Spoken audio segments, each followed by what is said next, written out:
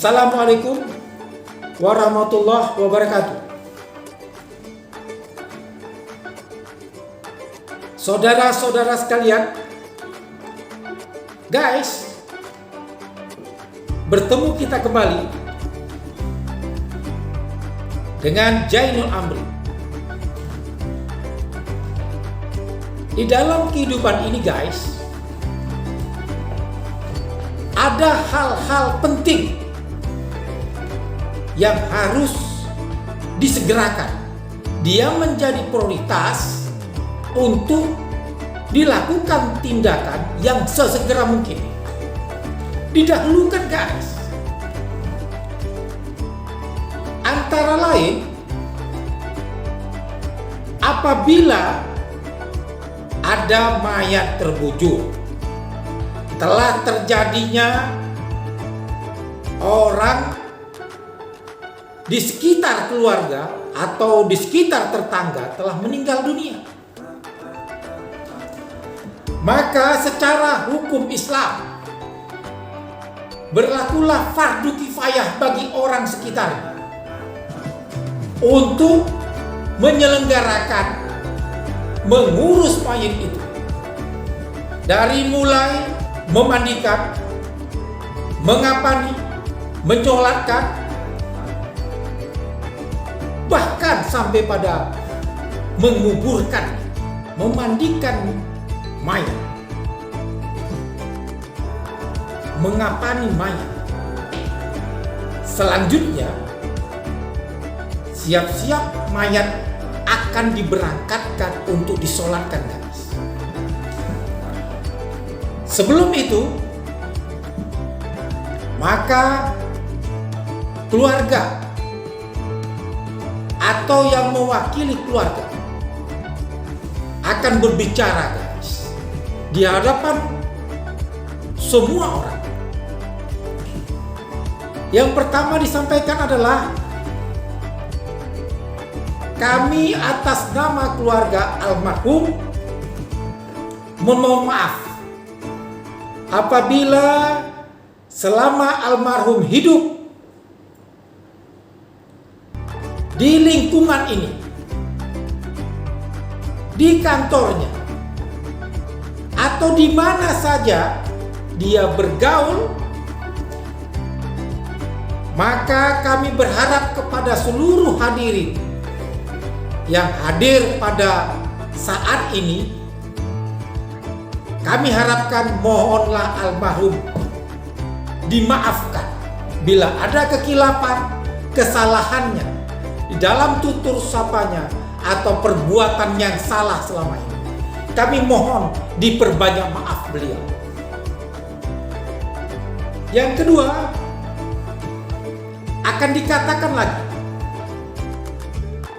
apabila ada hutang piutang dengan almarhum, baik kepada tetangga, kawan kantor, atau kawan main, ada bukti-bukti nyata almarhum mempunyai utang yang belum terselesaikan, maka kami atas nama keluarga berharap supaya setelah ini, esok lusa, mohonlah datang ke tempat kami dengan membawa bukti-bukti utang almarhum, maka kita akan membicarakan penyelesaian utang secara baik dan kekeluargaan. Itu penekanan, guys, yang disampaikan oleh keluarga sebelum mayat dibawa ke masjid atau sebelum disolatkan. Saran saya, guys, sebaiknya Anda ikut menyolatkan mayat tersebut, karena pahalanya luar biasa, guys. Seperti gunung Uhud, guys. Luar biasa besar pahala menyolatkan mayat. Luar biasa, guys. Berkah sekali bagi Anda yang menyolatkan. Dan mudah-mudahan rahmat pula bagi si mayit. Rahmat Allah lah yang mengantarkan si mayit bisa berbahagia di alam sana, guys. Kita nggak tahu, guys, apakah ibadah amal si mayit selama ini diterima Allah. Karena syaratnya, guys, ikhlas. Wah, kata ikhlas itu enak diucapkan, susah dalam pelaksanaan, guys. Semata-mata karena Allah. Semua ibadah semata-mata karena Allah, itu nilainya baik dan bisa menolongnya, guys. Dan dia selamat di alam kubur, berbahagia sampai ke dalam surga, itu karena rahmat Allah. Diharapkan doa dari orang yang menyolatkan mengundang rahmat Allah bagi si mayat, guys, sehingga si mayat akan mendapat rahmat Allah sebelum dia masuk ke dalam liang lahat, sebelum dia masuk ke dalam lubang kuburan, guys, sebelum dia masuk ke dalam tanah. Ada cerita, guys, pada saat si mayit dinyatakan telah meninggal dunia, guys, berat sekali, guys, mayat itu berat sekali diangkat. Menangislah keluarganya saat mengangkat itu. Ya Allah, ampunkan ibuku, ya Allah. Ya Allah, ampunkan ibuku, ya Allah. Karena si keluarga yang mengangkat sudah mulai khawatir dengan nasib almarhum keluarga atau orang tua yang diangkatnya ini berat. Apakah beratnya karena dosa? Orang tuanya kurus, guys, tapi mayatnya berat. Itu sangat mengkhawatirkan bagi anak turunannya, guys. Ya Allah, ampunkan ibuku, ampunkan ayahku, ampunkan keluargaku ini. Bagaimana nasibnya nanti di alam kubur dan selanjutnya setelah itu?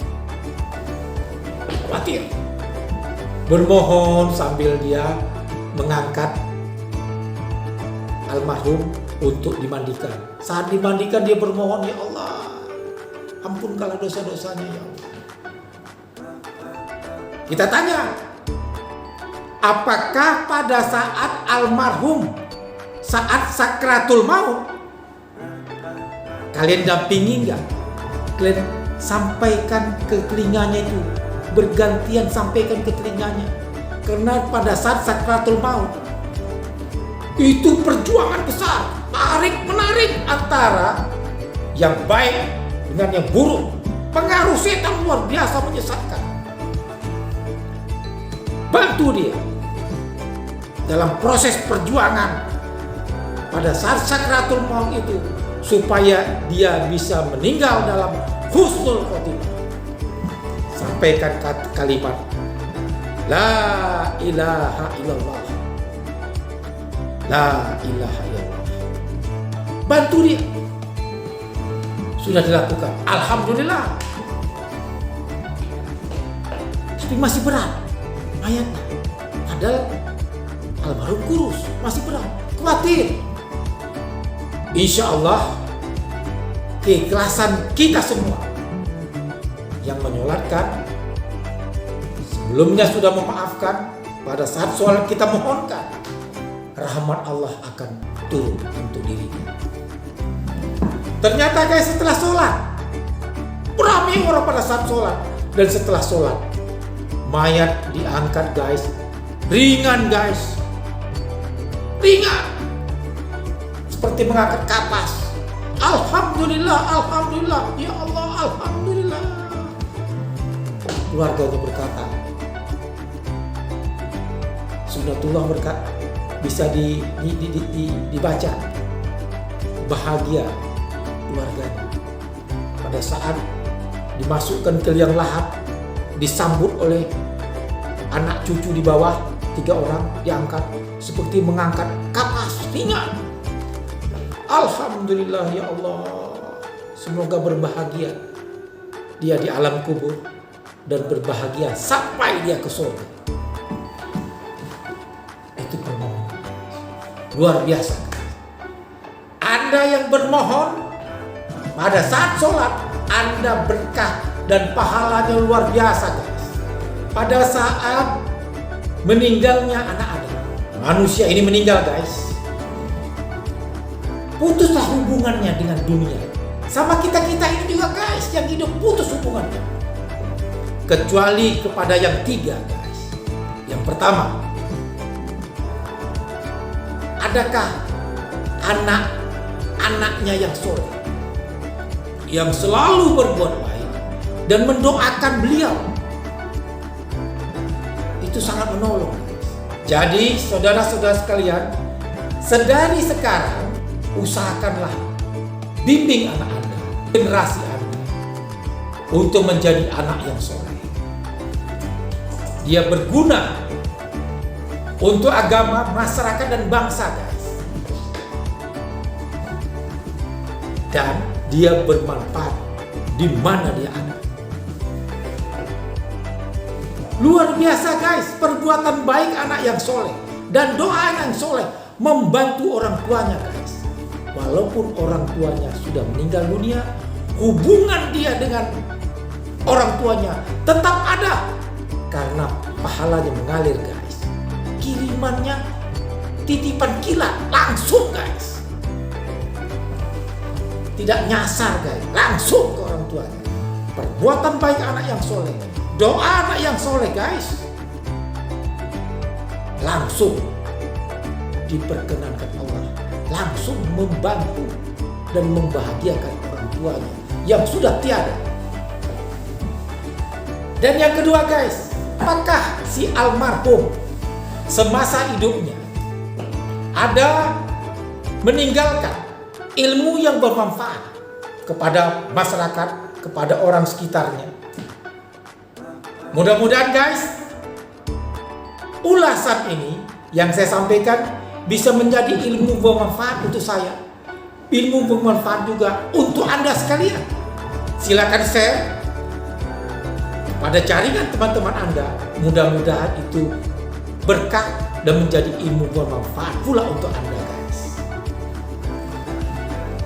Yang ketiga, apakah almarhum semasa hidup ada bersedekah, infak, wakaf? Dia bermanfaat, selalu menolong orang guys. Ingatlah, perbuatan baik itu, sedekah jariyah itu selalu mengalir terus. Orang yang dibantunya berbuat, maka mengalir terus. Bersedekah Quran dipakai, dibaca orang, mengalir pahala untuk dia guys. Dia bersedekah sajadah dipakai, mengalir pahala untuk dia guys. Bersedekah dalam pembangunan masjid itu masih berdiri dan di tempat itu ada orang sholat, mengalir pahalanya guys untuk dirinya. Dan itu menolong dirinya. Semua ditinggal guys. Pangkat, jabatan, harta, istri, anak, semua ditinggal. Yang 3 ini yang menolong guys. Saudara-saudara sekalian, selanjutnya apalagi yang perlu disegerakan? Tobat. Mumpung Anda masih hidup, yang pasti akan mati, tapi tidak tahu kapan. Namun bagi orang yang hidup, yang pasti akan terjadi nanti adalah kematian. Sebelum Anda mati, kawan-kawanku sekalian, maka persiapkan diri. Segeralah bertobat. Dihisap diri kita, dihitung-hitung diri kita ini. Karena sebaik-baik orang adalah dia menyadari dia banyak melakukan salah, kemudian dia bertobat, dia menjadi orang baik. Dan finalnya pada saat sakratul maut, posisinya sudah dalam keadaan bertobat. Itulah yang terbaik. Kawan sekalian, karena ketidaktahuan kita kapan kita mati, kapan kita meninggal dunia, maka mumpung masih ada nyawa di dalam raga, masih kita bisa bernapas, maka segeralah Anda bertobat. Pintu tobat tetap terbuka sebelum Anda sampai kepada sakratul maut. Guys, dulu ada kejadian.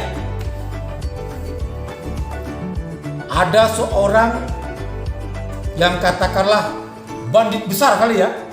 Dia sudah membunuh, memenggal 99 orang. Dibunuhnya guys dengan pedang.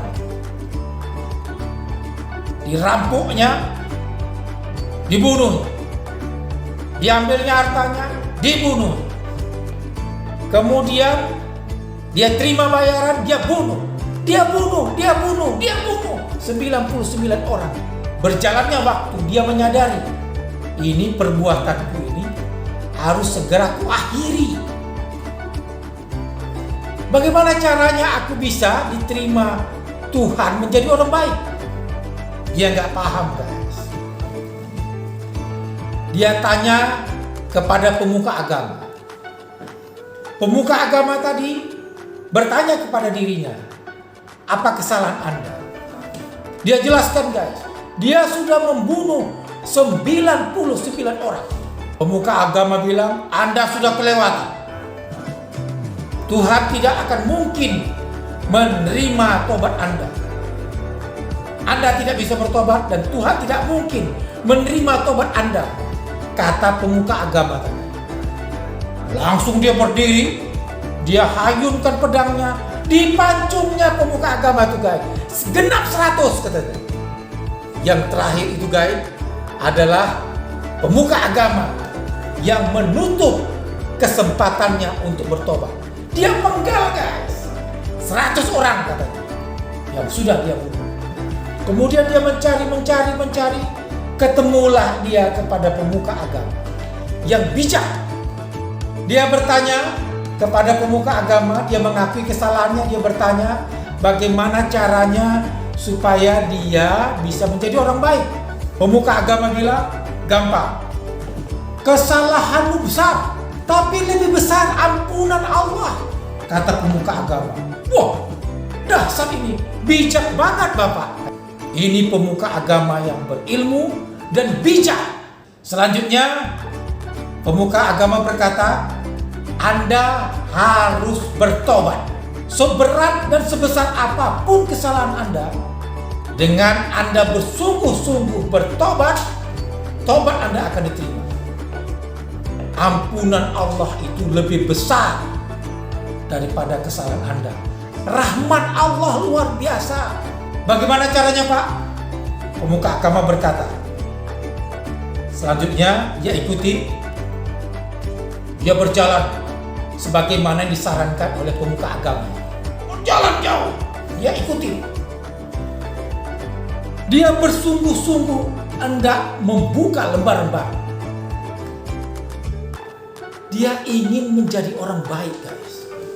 Dia ikuti kata pemuka agama, pergi kau ke tempat itu. Di perjalanan guys, dia meninggal. Maka tarik-menarik berkata, sebagian berkata, dia ini masuk neraka. Tobatnya nggak diterima karena belum sampai ke tujuan. Sebagian berkata, dia sudah menjalani proses menuju tobatnya sehingga dia layak untuk masuk surga. Akhirnya diukur. Ukur malaikat, mana yang lebih dekat? Apakah lebih dekat dia ke tempat yang dituju daripada yang sebelumnya dia melangkah? Ternyata setelah diukur, dia lebih dekat kepada tempat yang dituju. Alhamdulillah, tobatnya diterima. Dia mati dalam ridho ilahi dan rahmat Allah. Selamat ya guys. Pertanggungjawabannya selamat. Hidup adalah perbuatan, kematian adalah pertanggungjawaban panjang. Alhamdulillah, dengan tobat pertanggungjawabannya panjang, jadi berbahagia guys. Saran saya guys, segeralah Anda bertobat walau apapun dosa Anda, seberat apapun kesalahan Anda. Selagi nyawa masih di kandung badan, segeralah bertobat. Insya Allah, Allah yang kuasa akan menerima tobat Anda. Jika benar-benar bertobat, Anda membuka lembaran baru yang lebih berbahagia. Dan Anda menghadapi kematian lebih lega dan lebih enjoy. Mudah-mudahan sekilas ulasan ala kadarnya yang barusan disampaikan tadi ada manfaatnya untuk kita semua guys. Bisa menambah wawasan dan mudah-mudahan menjadi ilmu yang bermanfaat untuk kita semua. Dan berkah dari ilahi Rabbi untuk kita semua. Amin. Dari kantor advokat Jainul Amri dan Reka, saya mengucapkan terima kasih atas perhatiannya. Mohon maaf atas segala kekurangan dan kesalahan saya. Tidak ada gading yang tidak retak. Lain waktu kita ketemu kembali. Wassalamualaikum warahmatullahi wabarakatuh. Dadah.